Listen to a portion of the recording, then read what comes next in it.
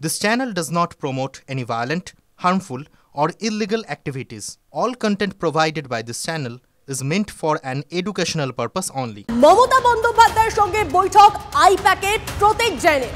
বুধবার নবান্নে ভোট কুশলী প্রতীকের সঙ্গে বৈঠক তৃণমূল নেত্রী, এমনটাই খবর পাওয়া যাচ্ছে এই মুহূর্তে। TV9 বাংলার এক্সক্লুসিভ রিপোর্ট। আরো একবার জানিয়ে রাখি আপনাদেরকে, মমতা বন্দ্যোপাধ্যায়ের সঙ্গে বৈঠক আইপ্যাকের প্রতীক জৈনের। বুধবার নবান্নে ভোট কুশলী প্রতীকের সঙ্গে বৈঠক তৃণমূল নেত্রীর। আইপ্যাক তৃণমূল নেত্রীর সম্পর্কের বরফ কি গলছে, প্রশ্ন অনেক থাকছে। সমস্তটাই তথ্য আমরা নেব। আমাদের প্রতিনিধিরা আমাদের সঙ্গে রয়েছেন।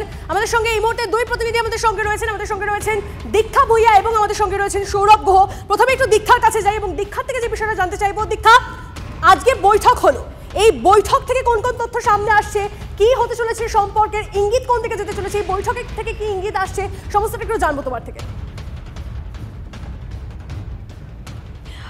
দেখো, বৈঠকটি ঠিক 8 থেকে 48 ঘন্টা আগে বলবো হয়েছে। বুধবার দিন ঠিক এই সময়তেই বৈঠকটা হয়েছে, এই নবান্নেই হয়েছে। মুখ্যমন্ত্রী মমতা বন্দ্যোপাধ্যায়ের সাথে আইপ্যাকের প্রতীক জৈনের বৈঠকটি হয়েছে। কি বিষয়ে বৈঠক হয়েছে, প্রশাসনিক সূত্র মারফত আমরা যেটা জানতে পারছি, সামনেই 2026-এর ভোট রয়েছে। যদিও আমরা জানি 2019-এ প্রথম অভিষেক বন্দ্যোপাধ্যায়ের হাত ধরে তৎকালীন যে আইপ্যাকের যিনি ছিলেন পিকে, যাকে বলা হতো ভোট কুশলী, প্রশান্ত কিশোর, তিনি এই নবান্নে এসেছিলেন অভিষেক বন্দ্যোপাধ্যায়ের হাত ধরে এবং মুখ্যমন্ত্রীর সঙ্গে বৈঠক করেছিলেন। কিন্তু তার পরবর্তী ক্ষেত্রে দেখা গিয়েছিল মমতা বন্দ্যোপাধ্যায় বা তৃণমূলের বেশ কিছু শীর্ষ নেতা যারা রয়েছেন, যারা প্রবীণ নেতা, তারা আইপ্যাক সম্পর্কে খুব একটা ভালো বক্তব্য রাখছেন না বা তাদের ধারণা খুব একটা ভালো নয় এবং সেখানে একটা দূরত্বের সম্পর্ক তৈরি হয়েছিল। বিশেষ করে মুখ্যমন্ত্রী মমতা বন্দ্যোপাধ্যায় আইপ্যাক সম্পর্কে খুব একটা প্রীতির ভাব যে দেখিয়েছিলেন তা নয়। কিন্তু আচমকা বুধবার দিনে ঠিক এই সময়তেই প্রতীক জৈন, ভোট কৌশলী প্রতীক জৈন, আইপ্যাক এখন যিনি দেখছেন, সেই প্রতীক জৈন এই নবান্নে আসেন এবং মুখ্যমন্ত্রীর সঙ্গে প্রায় ঘণ্টাখানেক বৈঠক করেন। এবং সূত্র মারফত আমরা যেটা দেখতে পাচ্ছি যে 2026-এর বিধানসভা ভোট রয়েছে এবং সেই বিধানসভা ভোটের কিভাবে ভোট কৌশল বা ভোটের রণনীতি কিভাবে হবে সেটা গুরুত্বপূর্ণ এই বৈঠক। দীক্ষা, তুমি আমাদের সঙ্গে থাকো। দেখুন, এই বৈঠক কতটা তাৎপর্যপূর্ণ, এই বৈঠকে আদৌ মমতা বন্দ্যোপাধ্যায় এবং যে সংস্থার কথা বলা হচ্ছে তাদের সম্পর্ক যে বরফ, সেই বরফ গলবে কিনা, এই সমস্তটা এখন প্রশ্নের মুখে। কিন্তু দেখুন, কিছুদিন আগে যদি আমরা একটু নজর দিই তাহলে আমাদের মনে থাকবে যে মদন মিত্র, তিনি কিন্তু এই আইপ্যাক নিয়ে তিনি কটাক্ষ করেছিলেন। তিনি ঠিক কি বলেছিলেন শোনাই আপনাদের একবার। তৃণমূলের বহু পুরনো ছেলে, যারা তৃণমূলের মানে গোদা নেতা, এরকম অনেক লোক, তারা টাকা দিয়েছে তারা পদ পাওয়ার জন্য। এর সঙ্গে মমতা ব্যানার্জির কোনো যোগাযোগ নেই। ঠিক, মমতা ব্যানার্জিকে সম্পূর্ণ অন্ধকারে রেখে কাজ করা হয়েছে। প্যাকওয়ালাদের এই প্যাক আপ মানে যে মাল গোটাও প্যাক আপ, এটা আমরা বুঝতে পারিনি। মাল গোটাও প্যাক আপ মানে মাল তোলো, ব্যাগ ভরো, প্যাক আপ করো। মমতা বন্দ্যোপাধ্যায়ের কোনো দুর্নীতি, কোনো দুর্নাম ছিল না। যেটুকুন মমতা বন্দ্যোপাধ্যায়ের গায়ে কালি লেগেছে সেটুকুন এই প্যাকওয়ালাদের জন্যে। আর এই প্যাকওয়ালাদের জন্যেই বাংলার বাইরে থেকে কিছু গুজরাটি, কিছু মারোয়ারি, কিছু তোমার দিল্লি, তোমার কিছু অন্যান্য স্টেট, সাউথ ইন্ডিয়া, এইসব জায়গা থেকে সুযোগ সন্ধানী একদল এলো। যখন মদন মিত্র একটা এরকম গুরুতর অভিযোগ করেছিলেন, তারপর আজকের এই বৈঠক, এই যে বৈঠক হয়েছে, সেই বৈঠক কতটা তাৎপর্যপূর্ণ 26-এর ভোটের আগে, সমস্তটাই এখন প্রশ্নের মুখে। আসুন জানি ডিটেলসে। আমাদের প্রতিনিধি সৌরভ আমাদের সঙ্গে রয়েছেন। সৌরভ,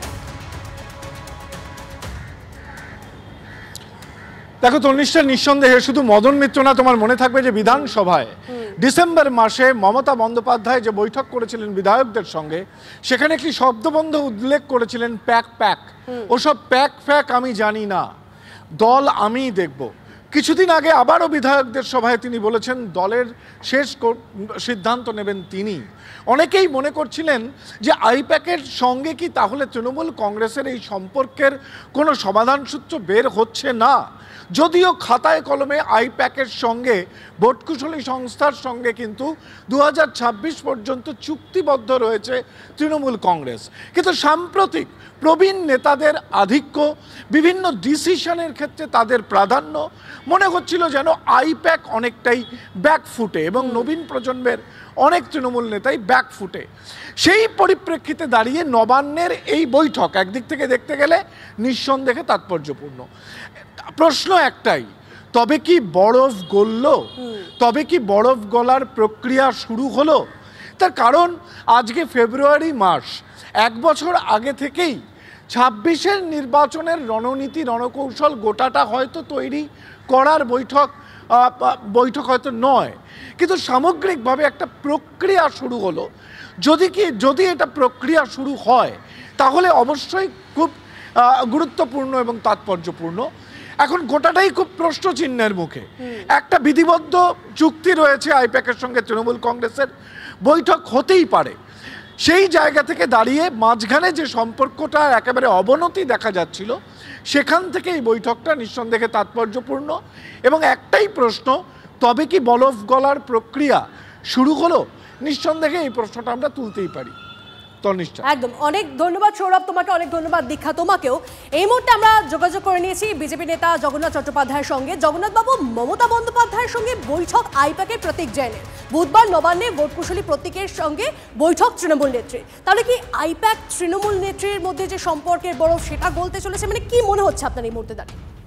কি মুশকিল বলুন তো, এই ক্লায়েন্ট ভেন্ডার মিটিং নিয়ে আমরা কি বলবো? আর যে ভেন্ডারকে নিয়ে বলছেন ক্লায়েন্ট, তো তাকে প্যাক বলেছিল। এই ক্লায়েন্ট ভেন্ডার মিটিং নিয়ে আমাদের কিছু বলার নেই, ওরা যা কিছু করুক। কিন্তু একটাই বিষয়, সেটা হচ্ছে এই যে ভেন্ডার, সেই ভেন্ডারকে বহু জায়গায় ঘুরপথে, বিশেষ করে মুখ্যমন্ত্রীকে বলো নামে যে কর্মসূচিটি চলে, সেখানে বহু জায়গায় ব্লক স্তরে অনেক ক্ষেত্রে এই ভেন্ডারের লোকজনকে ঢুকিয়ে রাখা হয়েছে, যেটা আমাদের কাছে চিন্তার। সরকারি ব্যবস্থার মধ্যে যেন ভেন্ডার না ঢোকে। বাকি প্যাক পুক যা বলবে উনি বলতে থাকুন, উনি মিটিং করতে থাকুন, আমাদের কোনো আগ্রহ নেই, আমাদের কিছু বলারও না। বেশ, অনেক ধন্যবাদ আপনাকে।